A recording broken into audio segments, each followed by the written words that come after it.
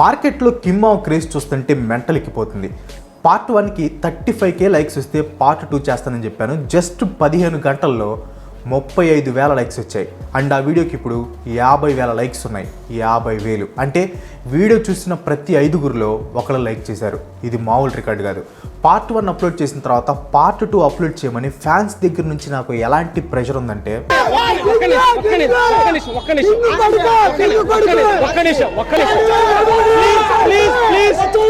అక్కడ pink shirt వేసుకున్న అతను కింగ్ కొడుకు అంటున్నాడు అని మీరు అనుకుంటున్నారు కదా, కానీ కాదు.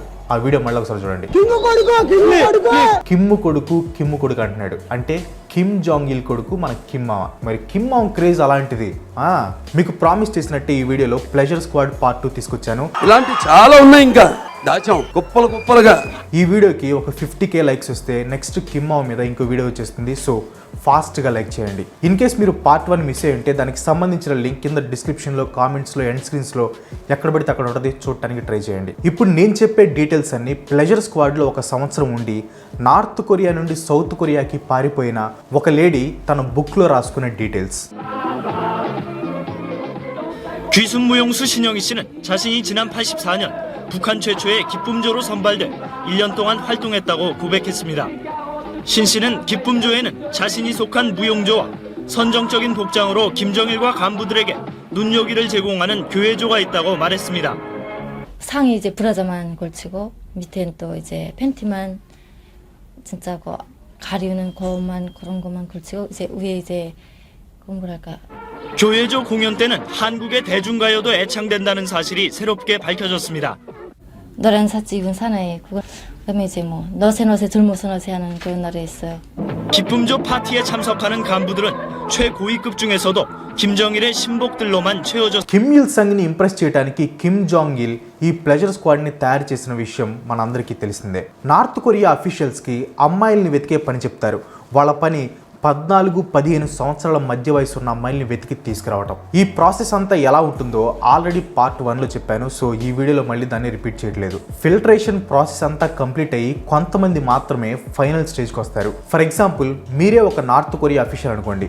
3 సంవత్సరాలు వరుసగా మీరు తెచ్చిన అమ్మాయిల్లో ఒక్క అమ్మాయి కూడా ఫైనల్ స్టేజ్కి వెళ్ళకపోతే మీ ఉద్యోగం ఊడిపోతుంది. అంటే మీరు తెచ్చిన అమ్మాయిలో కనీసం ఒక్క అమ్మాయి అయినా ఫైనల్ స్టేజ్కి వెళ్ళాలి. జస్ట్ మీరు అమ్మాయిల్ని తీసుకొస్తే సరిపోదు, ఫైనల్ స్టేజ్ దాకా వెళ్ళే అమ్మాయిల్ని తీసుకురావాలి. అందుకే పాపం వాళ్ళు దేశంలో ఉన్న ప్రతి స్కూల్కి, ప్లే గ్రౌండ్స్కి వెళ్ళి 14-15 సంవత్సరాల వయసు ఉన్న అమ్మాయిల్ని వెతికి మరీ తీసుకొని వస్తారు. 14-15 సంవత్సరాల వయసు ఉన్న అమ్మాయిల్ని ఈ నార్త్ కొరియా అఫీషియల్స్ అడిగే ఫస్ట్ క్వశ్చన్ ఏంటి తెలుసా? ఇంతకుముందు ఎప్పుడైనా నువ్వు వేరే అబ్బాయితో పడుకున్నావా? Very bad. ప్లెజర్ స్క్వాడ్లో చాలా మంది ఉన్నా అందరూ ఫైనల్ స్టేజ్కి వెళ్ళరు. ఓన్లీ ఒక 15 మంది మాత్రమే ఫైనల్ స్టేజ్కి వెళ్తారు. ఈ అఫీషియల్స్ ఏం చేస్తారంటే ఒక 30 మందిని సెలెక్ట్ చేసి ఆ డీటెయిల్స్ అన్ని కిమ్ జాంగ్ ఇల్కి సబ్మిట్ చేస్తారు. కిమ్ జాంగ్ ఇల్ ఆ 30 మందిలో 15 మందిని సెలెక్ట్ చేస్తారు. ఫైనల్ స్టేజ్కి రాని ప్లెజర్ స్క్వాడ్ మెంబర్స్ ఇంకా కొంతమంది ఉంటారు కదా, వాళ్ళని మన కిమ్ మామ్కి కొన్ని వేల రిసార్ట్స్ ఉంటాయి. ఆ రిసార్ట్స్లో క్లీనింగ్ పనికి, కుకింగ్ పనికి, గార్డెనింగ్ ఇలాంటి పనికి ఆ ఫైనల్ స్టేజ్కి రాని ప్లెజర్ స్క్వాడ్ మెంబర్స్ని ఇలాంటి పనులకి యూజ్ చేస్తారు. ఈ ఫైనల్ స్టేజ్ ప్లెజర్ స్క్వాడ్ లో 3 గ్రూప్స్ ఉంటాయి. Satisfactory group, happiness group, singing and dancing group. వీటి గురించి ఫుల్ డీటెయిల్స్ ఆల్రెడీ పార్ట్ 1లో చెప్పాను. ఈ సింగింగ్ అండ్ డాన్స్ గ్రూప్ వాళ్ళే కిమ్ మామ నైట్ టైం పెట్టే పార్టీస్ లో పర్ఫామ్ చేస్తారు. ఈ పార్టీలు ప్రతి వారం ఉంటాయి. కొన్నిసార్లు అయితే వారంలో 2 రోజులు ఉంటాయి. కిమ్ మామకి మూడు వస్తే వారంలో ప్రతిరోజు నైట్ పార్టీస్ ఉంటాయి. కిమ్ మామ బిల్డింగ్ పక్కన ఒక బిల్డింగ్ ఉంటుంది. ఆ బిల్డింగ్ ని కేవలం ఈ నైట్ పార్టీస్ పెట్టడానికి పెట్టించారు. ఈ పార్టీలకి ఓన్లీ 20 మంది నార్త్ కొరియా అఫీషియల్స్ ని మాత్రమే ఇన్వైట్ చేస్తారు. ఎవరైతే కిమ్ జాంగ్ ఇల్ కానీ కిమ్ మావ్ కానీ బాగా నమ్మకస్తులు ఉంటారో వాళ్ళని ఈ పార్టీకి ఇన్వైట్ చేస్తారు. బిల్డింగ్ 2nd ఫ్లోర్లో వెయిటింగ్ రూమ్ ఉంటుంది. కిమ్ మావ్ వచ్చే వరకు అక్కడే వెయిట్ చేయాలి. ఆ వెయిటింగ్ రూమ్ లో కొన్ని మ్యాగజైన్స్ ఉంటాయి. కామెడీ ఏంటంటే ఆ మ్యాగజైన్స్ ని నార్త్ కొరియా ప్రజలు ఎవరైనా చదివితే వాళ్ళని చంపేస్తారు. కానీ ఈ నార్త్ కొరియా అఫీషియల్స్ మాత్రం సిగ్గు లేకుండా చదువుతూ ఉంటారు. కొంచెం సేపు వెయిట్ చేసిన తర్వాత ఆ పార్టీ రూమ్ లోకి వెళ్తారు. ఆ పార్టీ రూమ్ అద్దాలు, లైట్లు సేమ్ మన తెలుగు సినిమాల ఐటమ్ సాంగ్ల సెట్టింగ్ ఉంటుంది కదా, ఆ రేంజ్ లో ఉంటుంది ఆ పార్టీ రూమ్ కూడా. అఫీషియల్స్ పార్టీ రూమ్ లోకి ఎంటర్ అయ్యేటప్పుడు కంపల్సరీగా ఒక వాడ్కా షాట్ తాగాలి. ఆ వాడ్కా కూడా ఆల్కహాల్ పర్సంటేజ్ ఎక్కువ ఉంటుంది. ఇలా మందు తాగించడానికి వెనక ఒక రీజన్ ఉంది. కిమ్ జాంగ్ ఇల్ వాళ్ళకి బాగా మందు తాగించి వాళ్ళు నమ్మకస్తులా కాదా తెలుసుకోవడానికి కష్టమైన క్వశ్చన్స్ అడుగుతూ ఉంటాడు. సో ఈ అఫీషియల్స్ పార్టీకి వెళ్ళిన తర్వాత కంపల్సరీగా తాగాలి. నాకు మందు అలవాటు లేదు, గొంతు బాగా లేదు, ఇలాంటి ఎక్స్క్యూజ్లు ఏం లేవు. అక్కడికి వెళ్తే కంపల్సరీగా తాగాల్సిందే. వాడ్కా షాట్ తాగి వాళ్ళకి అరేంజ్ చేసిన టేబుల్ దగ్గర కూర్చుంటే ఖచ్చితంగా 8 గంటలకి మన కిమ్ మావ ఆ పార్టీ రూమ్లోకి ఎంటర్ అవుతాడు. ఇంకా చూసుకోండి, పర్ఫార్మెన్స్ స్టార్ట్స్.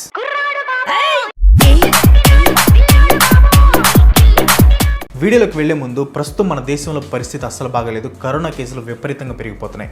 సో అవసరం లేకుండా బయటికి వెళ్ళదు. ఇంటర్వెల్ టైంలో ఈ అఫీషియల్స్ అందరూ తమకి ఏ ప్లెజర్ స్క్వాడ్ మెంబర్స్ సర్వ్ చేయాలో వాళ్ళ పేర్లన్నీ కిమ్ మావకి ఇస్తారు. డ్యాన్స్ అయిపోయిన తర్వాత ఆ అమ్మాయిలు వాళ్ళకి ఇచ్చిన నెంబర్ దగ్గరికి వెళ్ళి ఆ అఫీషియల్ పక్కన కూర్చొని మందు పోస్తారు. వాళ్ళు జస్ట్ చిన్న బ్రా ఒకటి, చిన్న అండర్వేర్ మాత్రమే వేసుకుంటారు. పార్టీలో అలా పొట్టి బట్టలు వేసుకుంటేనే అఫీషియల్స్కి కిమ్ మావకి నచ్చుతుంది. కిమ్ మావ నాన్నకి డ్యాన్స్ అంటే చాలా ఇష్టం. ఒకసారి అయితే డాన్సర్స్ని ఆస్ట్రియా వెళ్ళి వెస్ట్రన్ డ్యాన్స్ నేర్చుకొని రమ్మని పంపించాడు. ఒక పక్క నార్త్ కొరియా ప్రజలు పేదరికంలో మగ్గిపోతుంటే ఇంకో పక్క కిమ్ మావ వాళ్ళ నాన్న నైట్ పార్టీస్లో డ్యాన్సులు వేస్తూ కామక్రీడల్లో మునిగి తేలుతున్నారు. కామెడీ ఏంటంటే సౌత్ కొరియాకి నార్త్ కొరియాకి పడదు, కానీ కిమ్ జాంగ్ ఇల్ ఫేవరెట్ సాంగ్స్ అన్నీ సౌత్ కొరియా సాంగ్సే. అమెరికన్ సాంగ్స్, యూరోపియన్ సాంగ్స్ కూడా ఉంటాయి. దీన్ని బట్టి చూస్తే కిమ్ మావ గంగమ్మ పాటకి ఎన్నిసార్లు డ్యాన్స్ చేసి ఉంటాడో. నార్త్ కొరియా ప్రజలు పొరపాటున ఈ పాటలు విన్నా లేకపోతే ఈ పాటలు పాడినా వాళ్ళని జైలుకు పంపిస్తారు, లేకపోతే చంపేస్తారు. కానీ కిమ్ మావ మాత్రం ఆ పాటలకి డ్యాన్స్లు వేస్తూ ఉంటాడు. టూ మచ్ రే. దీన్నే ఇంగ్లీష్లో హిపోక్రసీ అంటారు. ఇన్ కేస్ ఇలాంటి ఇన్ఫర్మేషన్ అంతా నార్త్ కొరియా ప్రజలకి తెలిస్తే ఎలా ఉంటుంది? అందుకే ఈ ఇన్ఫర్మేషన్ని బయటికి రాకుండా చాలా సీక్రెట్గా మెయింటైన్ చేస్తారు. ప్లెజర్ స్క్వాడ్లో ఉన్న అమ్మాయిలకి ఏం చెప్తారో తెలుసా? కిమ్ మావతో సెక్స్ చేయటం, నార్త్ కొరియా అఫీషియల్స్తో సెక్స్ చేయటం, పొట్టి బట్టలు వేసుకొని డ్యాన్స్ చేస్తున్నందుకు మీరు చాలా గర్వపడాలి. మీకు ఈ అవకాశం వచ్చినందుకు మీరు కృతజ్ఞతా భావంతో ఉండాలి. ఈ దేశానికి సేవ చేయాలి అని చెప్తారు. కిమ్ మావని హ్యాపీగా ఉంచితే కిమ్ మావ 10,000 సంవత్సరాలు బ్రతుకుతాడు, మన దేశం ఇంకో 10,000 సంవత్సరాలు బాగుంటుంది అని బ్రెయిన్ వాష్ చేస్తారు. ఏ రేంజ్లో బ్రెయిన్ వాష్ చేస్తారంటే సెక్స్ చేయటం అంటే దేశానికి సేవ చేయటం, ప్రజలకి సేవ చేయటం అన్న రేంజ్లో వాళ్ళ మైండ్ సెట్ మారిపోతుంది. 14-15 సంవత్సరాల అమ్మాయిల్ని బ్రెయిన్ వాష్ చేయటం అంత పెద్ద కష్టమేం కాదు. ఫర్ ఎగ్జాంపుల్, మన దగ్గర కొంతమంది ఆటో వాళ్ళని తీసుకోండి. ఆటోలు వెనక భయంకరమైన కొటేషన్లు రాస్తారు.